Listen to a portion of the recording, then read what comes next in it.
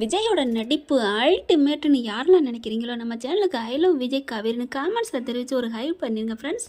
எள்ளுன்னா எண்ணெய் அனுப்போம் அப்படின்னு சொல்லுவாங்க இல்லையா, அதே மாதிரி தாங்க கதை கொஞ்சம் தொய்வாக போயிட்டு இருந்துச்சு கொஞ்ச நாளாக. இன்றைக்கி 2 நாளாக 3 நாளாக பார்த்தீங்கன்னா சும்மா விறுன்னு அப்படியே ப்ரோமோ எப்படி போட்டாங்களோ அதே மாதிரி சும்மா அப்படியே ஸ்டெப் பை ஸ்டெப்பாக வேகமாக ஸ்பீடாக போயிட்டுருக்குன்னு தான் சொல்லணும். அவ்வளோ ஒரு நடிப்பு. அப்படியே விஜய் வீட்டுக்கும் தொந்தரவு கொடுக்கக்கூடாது, அவங்களை கஷ்டப்படுத்தக்கூடாது, எதிரிகளையும் பிடிக்கணும் அப்படிங்கிறக்காண்டி நிவின் விஜயம் அப்படி தான் வேலை செஞ்சு அப்படியே கொத்தா பிடிச்சி, அதாவது அந்த கிருஷ்ணாவையும் விடக்கூடாது அப்படின்னு அவங்க கையாண்ட விதம் அழகுங்க. எனக்கு உண்மையிலே நல்லா இருந்துச்சுங்க. காதலில் மயப்பட்டு சொக்கி பேசுகிறாரு பாருங்களேன், அதுவும் எவ்வளோக்கு எவ்வளோ ரசிக்கிறோமோ. இப்போவும் அதே மாதிரி தான். இப்போ எல்லாரையும் கூப்பிட்டு ஒப்படைச்சு எல்லாம் உண்மையை சொல்லிடுறாங்க, அழுகுறாங்க. ஐயோ அப்படின்னு இப்படி தலையில் அடிச்சுக்கிறாங்க. என் புருஷனை பற்றி நான் நம்பாமல் போயிட்டேனே அப்படின்னு சொல்லிட்டு அப்படி பாட்டி வந்து சாரதா நான் தான் சொன்னேனே, அதுக்கு முன்னாடி எங்கள் பரம்பரையே 2 தரம்னு சொல்லி நம்ம காதில் பூவை சுற்றினானே டைரக்டர் அப்படி தான் தோணுது. அடுத்து எல்லாரும் என்னை மன்னிச்சிருங்க, நாங்கள் தெரியாமல் பண்ணிட்டோம் அப்படிங்கிறாங்க. எல்லாரும் காலையில் விழுந்து மன்னிப்பு கேட்குறாங்க. இப்போ இவங்க என்ன பண்ணா, போலீஸில் ஒப்படைச்சிருவோமா அப்படின்னு எல்லாரும் சொல்ல அப்படி பார்க்குறாங்க. விஜய் இல்லை, இவங்க வெறும் அம்பு தான், விட்டவன் வந்து பசுபதி, அவனை சும்மா விடக்கூடாது அப்படிங்கிறாங்க. எங்களை மன்னிச்சிருங்க, எங்கள் வறுமையை பயன்படுத்திட்டு காசு தரேன்னு சொல்லி நாங்கள் ரொம்ப கடனில் இருக்கோம், அதனால தான் இப்படிலாம் பண்ணிட்டாரு. எல்லா அதுவும் கொடுத்தது, எங்களுக்கு தகவல் கொடுத்தது, இந்த அட்ரஸ் கொடுத்தது அம்புட்டும் பசுபதி சொல்லித்தாங்க. ஆனால் நாங்கள் கெட்ட மனசோடு நாங்கள் வரலங்க, நாங்கள் உண்மையிலே நல்லவங்க தான், எங்களை மன்னிச்சிருங்க அப்படின்னு சொல்லி அழுகிறாங்க. அப்படியே உன்னை எப்படி மன்னிக்கிறதுன்னு பலான்னு 4 அறை கொடுக்குது. மருமகளாம்ல மாமியார்ன வந்த அப்படின்னு கிளவி போயிட்டு காவேரி பாட்டி அடிக்குது. கிருஷ்ணாவும் எல்லாத்தையும் என்னை மன்னிச்சிருங்க பிரதர், நான் வந்து தப்பானவங்களாம் இல்லை, அந்த பசுபதி எங்கள் நிலைமையை புரிஞ்சுக்கிட்டு எங்களை ரொம்ப பிளாக்மெயில் பண்ணிட்டாரு அப்படி இப்படின்னு அழுகிறாங்க. அப்படியே காவேரிக்கு செம்ம காண்டாகுதுச்சு. உன்னை நம்பினடா, கூட பிறந்த தம்பி மாதிரி. அப்படியே அந்த புள்ள வந்து அண்ணே அக்கா என்னை மன்னிச்சிருங்க, சீ நான் உண்மையிலே உன்னை நல்லவன் நினச்சிட்டேன்டி அக்கா, நான் உண்மையிலே நல்லவதாங்க்கா அப்படிங்கல. என் மூஞ்சில் முழிக்காதீங்க, இவளை முதல்ல போலீஸில் பிடிச்சி கொடுங்க அப்படின்னு சொல்லிட்டு பாட்டி சித்தி அன்பு அதை விட கொதிக்கிறாரு. விஜய் இவங்களை சும்மா விடாதப்பா, கொண்டே உள்ளார போடு, நான் தான் சொன்னேன்ல இதுங்களெல்லாம் தங்க வைக்காதன்னு கேட்டியா அப்படி இப்படிங்கிறாங்க. ஆமாம் உங்களுக்கு இவங்க எவ்வளோ தேவையில்ல தான், பரவாயில்ல அப்படின்னு சொல்ல. என்னப்பா அப்படிலாம் சொல்கிறேன்? ஆமாம், இவங்களாவது வறுமைக்கு அவன் சொன்னான்னு வந்து செஞ்சாங்க, ஆனால் நீங்கள் செழுமைக்குல பசுபதி சம்மந்தி உங்களுக்கு தரேன்னு சொன்னோன்னா என் மேலே கொலப்பலையை போட்டு உள்ளார போட்டிங்களே சித்தப்பு, நீங்களாம் பேசாதீங்க அப்படின்னு வாயை பத்துறாரு. ஆமாம், ஆனா என்னையே பண்ணு அப்படின்னு சொல்லிட்டு அதுக்கப்புறம் போலீஸ்க்கெலாம் வேணாம், போயிட்டு போகிறாங்க போட்டோம் அப்படிங்கிறாங்களா. தம்பி நீங்கள் நல்லா இருக்கணும் தம்பி அப்படிங்கிறாங்க. எதுவாக இருந்தாலும் அந்த பசுபதி தான், நீங்கள் பசுபதிட்டே கேட்டுக்கோங்க அப்படிங்கிறாங்க. அப்படி பார்க்குறாங்களா. நிவின் வா உங்கள் மாமா வீட்டுக்கே போவோம் அப்படின்னு இதுங்களை விரட்டி விட்டுறாங்க. எங்க நில்லுங்க போகலாம், நீங்கள் சாப்பிடவே இல்லையா 2 நாளாக அப்படின்னு சொல்லிட்டு சாப்பிட்டு போகலாம் அப்படின்னு சாப்பிட வைக்கிறாங்க. இவங்க 3 பேர் என்ன பண்ணுறாங்க, நேராக பசுபதி வீட்டுக்கு போகிறாங்க. பசுபதி வீட்டுக்கு போயிட்டு ஓன அழுகுறாங்க. எங்களை இப்படிலாம் பிடிச்சி மாட்டி விட்டு எங்களை எவ்வளோ அடி வாங்கி வச்சுட்டாங்க தெரியுமா, உங்களால் நாங்கள் எவ்வளோ கஷ்டப்படுறது அப்படின்னு முத்துமலர் அழுகுது. சே நையின்ட்டு அவங்களால நம்பி ஒரு பொறுப்பு ஒப்படைச்சேன் பாருங்க, இப்படி தான் பண்ணுவீங்களா, எதுக்கு இங்கே வந்து நிற்கிறீங்க, போங்க முதல்ல, உங்கள் மூஞ்சில் முழிக்கவே எனக்கு பிடிக்கல அப்படின்னு சொல்ல. ஐயா என்னங்க எப்படிலாம் சொல்கிறீங்க, நாங்கள் எவ்வளோ கஷ்டப்பட்டு இங்கே இத்தனை நாள் வந்து இருந்தோம், நாங்கள் அவ்வளோ கஷ்டப்பட்டுருக்கோம், நீங்கள் காசும் கொடுக்கல அப்படின்னு சொல்ல. என்னது காசா, ஒன்றுமே பண்ணல, உங்களுக்கு எதுக்கு காசு கொடுக்கணும், ஓடி பேர் அப்படின்னு சொல்ல. ஐயா நாங்கள் ரொம்ப கடனில் இருக்கோம் ஐயா, கொஞ்சமாக தாங்க ஐயா, பேசின காசு கொடுக்காட்டியும் பரவாயில்ல அப்படின்னு கெஞ்சுறாங்க. உனக்கு எதுக்குமா காசு கொடுக்கணும், நீ யார், நீ தான் எதுவுமே இல்லாமல் அப்படி என் மேலே பழி வேற போட்டுட்டு வந்திருக்கிறீங்க, நான் தான் சொல்லியிருப்பீங்களே எல்லாமே.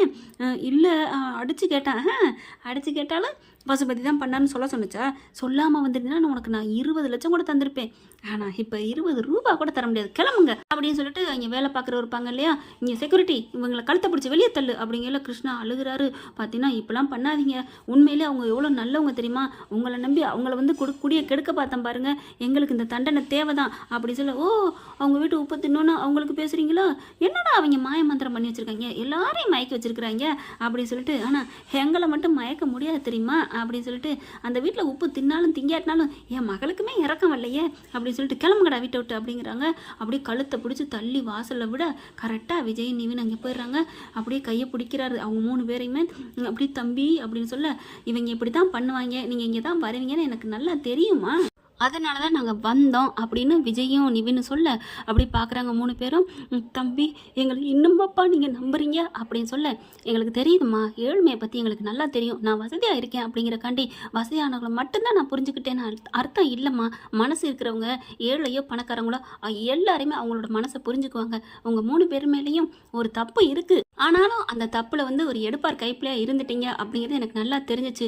இதே நீங்கள் கெட்டவங்களா இருந்து அவன் பசுபதி பேச்சை கேட்டு என் வீட்டுக்கு வந்திருந்தா நீங்கள் என்ன வேணாலும் பண்ணியிருக்கலாம். உங்கள் முகத்தில் கொஞ்சம் கெஞ்சி பேசுனீங்க பாருங்கள், அந்த இறக்கமும் வந்திருக்காது. அது தெரிஞ்சனால தான் வந்தேன். இவன்ட்டெல்லாம் எப்படிம்மா அப்படிங்கல. இல்லை தம்பி, நாங்கள் பிள்ளைய வச்சு கஷ்டப்பட்டது உங்கள் மாமனாருன்னு சொன்னது மட்டும்தான், அதை மற்றபடி என் புருஷன் அதே கண்டிஷனாக என்னை விட்டுட்டு போயிட்டாரு தம்பி. நாங்கள் அந்த வறுமை கடன் எங்களால் தாங்க முடியல, பிள்ளைகளை படிக்க வைக்க நான் ரொம்ப கஷ்டப்பட்டுட்டேன் அப்படின்னு அழுகுறாங்க. அதுக்கப்புறம் சரி இந்தாங்க இந்த பணத்தை வச்சுக்கோங்க அப்படின்னு கொடுக்க, அப்படி அங்கேருந்து வர்றான் பசுபதி. ராகினி என்ன பணம் கொடுக்குறேன் அப்படிங்கிற மாதிரி எட்டி பார்க்குறாங்க. இதை நீங்கள் செலவுக்கு வச்சுக்கோங்கம்மா அப்படின்னு கொடுக்க, தம்பி அப்படிங்கிறாங்க.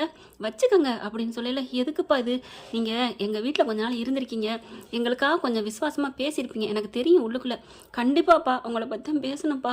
ஆமாண்ணா, அம்மா உங்களை பற்றி நல்லா தான் சொன்னாங்க, அவங்க கால் தூசிக்கு நீங்கள் பெற மாட்டீங்கன்னு சொல்லி திட்டிட்டு தான் வந்தோம். அதுதான் உங்கள் மனசு எனக்கு தெரிஞ்சிச்சு, இதை வச்சுக்கோங்க அப்படிங்கிறாங்க. அதுக்கப்புறம் உங்கள் படிப்புக்கு என்னென்னமோ நான் வேலை போட்டு கொடுக்குறேன், நீங்கள் அதே வீட்டில் வந்து தங்கிக்கோங்க அப்படின்னு சொல்ல, அப்படி பார்க்குறாங்க. நிவின் வந்துட்டு விஜய் அப்படின்னு சொல்ல, ஆமாம் ப்ரோ இவங்கெல்லாம் நல்லவங்க அடிப்படையில், என்ன பண்ணுறதுப்பா சந்தர்ப்ப சூழ்நிலை, அந்த பசுபதி மாதிரி எவனும் அப்பெல்லாம் இருக்க மாட்டாங்க அப்படின்னு சொல்ல, தம்பி நீங்கள் நல்லா இருக்கணும்ப்பா அப்படின்னு விஜய் காலில் விழுகிறாங்க. அதனால ஒன்றும் பிரச்சனை இல்லை அப்படிங்கிறாங்க. வீட்டுக்கெலாம் வரல தம்பி, அப்படி உங்கள் வீட்டில் இருக்கவங்களாம் ஏதாவது நினைப்பாங்க அப்படின்னு சொல்ல, அதெல்லாம் ஒன்றும் இல்லை அப்படிங்கல. சரி உங்கள்கிட்ட இன்னொன்று கேட்கணும் அப்படிங்கிறாங்க. பசுபதி வந்து ராகினி வேகமாக விரட்ட போகிறாங்க. ஆனால் பசு இருந்துட்டு விடு விடு, அவன் அங்கே தானே பேசிகிட்டு இருக்கேன், நமக்கு ஒன்றும் பிரச்சனை இல்லை அப்படின்னு அவங்க வாட்டுக்கு உள்ளுக்க போயிடுறாங்களா. இங்கே பார்க்குறாங்க. எனக்கு ஒரு உதவி வேணும், என்ன அப்படிங்கல. குமரன் எங்கே இருக்காரு அப்படின்னு கேட்க, எங்களுக்கு தெரியாது, ஏன் கிருஷ்ணா உனக்கு ஏதாவது தெரியுமா? ராகவிட்ட பேசிட்டு இருக்கல, ராகவ் உங்கள் அப்பாவுக்கு அடிக்கடி பேசுனாங்க, ஏதோ புது பில்டிங் வாங்கியிருக்காங்களாம், அங்கே தான் குமரன் இருக்கான்னு சொல்லிக்கிட்டாங்க. அப்படியா, குமரனை காப்பாற்றணும். இப்போ பசுவை வந்து வச்சுக்கிருவோம். இல்லை பசுவை 4 அடி அடிச்சா தான் தாங்கும் அப்படின்னு நிவின் சொல்ல, சரி நீங்கள் போங்க, நீங்கள் வெளியில் போய் நில்லுங்க அப்படின்னு சொல்லிட்டு உள்ளார போயிட்டு, டே பசு அப்படின்னு கத்துறாங்க. என்னடா அப்படின்னு வராங்களா. நீங்கள் என்ன அந்த கும்பலோட பேசி கூட்டு சேர்றீங்களா? சேர்த்துக்க, அது ஒன்றும் இல்லாத கூட்டம், அதை வச்சு என்ன பண்ண போகிற? இங்கே பார், ஒன்றும் இல்லாத கூட்டம் இருக்கிற கூட்டம் அதெல்லாம் எனக்கு தேவையில்லை, பாசமான அன்பான எங்கே இருந்தாலும் அதில் கூட்டத்தில் சேர்வன் தான்டா அப்படின்னு சும்மா சப்புன்னு அடிக்கிறாரு. ஏண்டா இந்த கூட்டத்தை அனுப்பி என் கூட கெடுக்கலான்னு பார்க்குறியா? எனக்கு அதெல்லாம் ஒன்றும் என் தலைமுடியை கூட உன்னால் பறிக்கவே முடியாதுடா அப்படிங்கல. நிவின் வந்துட்டு அவர் பங்குக்கு அவர் 4 குடுப்பு கொடுக்குறாரு. டே நீ என் தங்கச்சி மயன்டா, உன் மாமன்டா நான், நீலாம் என் மாமன், என் வாழ்க்கையை கெடுத்தது நீ தான்டா. அப்போ ஆக மொத்தம் இன்னும் அவருக்கு அந்த நினைப்பு இருக்குங்க. வாழ்க்கையை கெடுத்ததுன்னா என்னங்க அர்த்தம்? காவேரி கிடைக்காம போயிடுச்சுன்னு. உண்மையிலே நிவின் விஜயோட ராத்திரி பகலுமா நின்று பாடுபடையில நான் நினச்சி பார்த்தேங்க. இவர் எதுக்கு பண்ணுறாரு, எலிதான் காயுதுன்னு சொல்லுவாங்க இல்லையா, அதோடது எதுக்கு காயுது அப்படின்னு. அந்த மாதிரி தான். அதாவது யமுனாவை பிடிக்காத வீட்டில் மாமனாருக்கு மாமியார் வீட்டு குடும்பத்துக்கு எதுவும் செய்ய மாட்டாங்க. காவேரியும் கிடைக்கல, அப்படி இருந்து கிடைக்காத வீட்டுக்கு போயிட்டு செய்வாங்களா? ஓ பூவே உனக்காக மாதிரி பண்ணுறாரு போல இருக்கு. அப்போ இன்னும் அந்த பாசம் இருக்குங்க, காதல் போயிட்டு பாசத்தால் தான் செய்கிறாரு. ஆனாலும் பாவமாக தான் இருக்குது நிவினை பார்க்கல. அடுத்து என்ன பண்ணாங்க, வச்சு சாத்துறாங்க பசுபதியை. உன்னை நான் சும்மா விட மாட்டேன்டா அப்படின்னுட்டு, ப்ரோ குமரன் எங்கே இருக்கான்னு கேட்டுருமா? இப்போ கேட்டால் மாட்டிக்கும், பேசாமல் இரு அப்படின்னு சொல்லிட்டு, உன்னை நான் சும்மா விட மாட்டேன்டா, நீ இந்த மாதிரி ஆளை அனுப்புனில்ல, கோர்ட்டில் வச்சுக்கிறேன்டா, கம்ப்ளைண்ட் கொடுக்குறேன்டா அப்படின்னு சொல்லிட்டு 4 சாத்திட்டு வராங்க.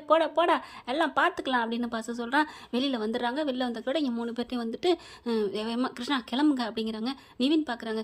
ஏன் விஜய் பசுபதியை 4 சாத்தி கேட்டிருக்கலாம்ல, என்ன நினச்சிட்டீங்க நிவின்? அதுக்குள்ள அலாட் ஆயிடுவான், குமரன் இருக்கிற இடம் தெரியாமல் போயிடும், ப்ரோவை நம்ம கண்டுபிடிக்கணும் அப்படின்னு சொல்லிட்டு, கிருஷ்ணா கிளம்புங்க அப்படின்னு சொல்லிட்டு கிளம்புறாங்க. நீங்கள் 2 பேரும் இல்லை நீங்கள் வீட்டுக்கு நீங்களாம் போனீங்கன்னா அதாயிரும், நீங்களே கிளம்புங்க அப்படின்னு சொல்லிட்டு காரில் ஏற்றிட்டு போகிறாங்க. போயிட்டு எந்த இடம் அப்படிங்கிற கரெக்டாக அந்த புது இது வாங்கினது தெரிஞ்சிருதா நிவினுக்கு தான் தெரியும் இல்லையா. போயிடுறாங்க. பார்த்தா அடைச்சி வச்சுருக்காங்க, 2 குண்டைங்க இருக்காங்க. அட்டி துவம்சம் பண்ணிவிட்டு கிருஷ்ணா சிந்து எல்லாருமே அடிக்கிறாங்க. அடித்து போட்டுட்டு குமரனை காப்பாற்றுறாங்க. வாயெல்லாம் கட்டு போட்டுருக்குங்க, பாவங்க. குமரன் ஃபோனு முதற்கொண்டு பறிச்சுட்டு விட்டுட்டாங்க.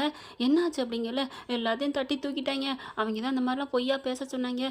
மாமனார் பாவம், எங்கள் மாமன் ரொம்ப நல்லவர் அப்படிங்கிறாருங்க. ஐயோ ப்ரோ எங்களுக்கு எல்லாம் தெரியும், எல்லாம் சொல்லியாச்சு, நீங்கள் வாங்க அப்படிங்கல. இந்த 3 பேரையும் காமிக்கிறாங்க.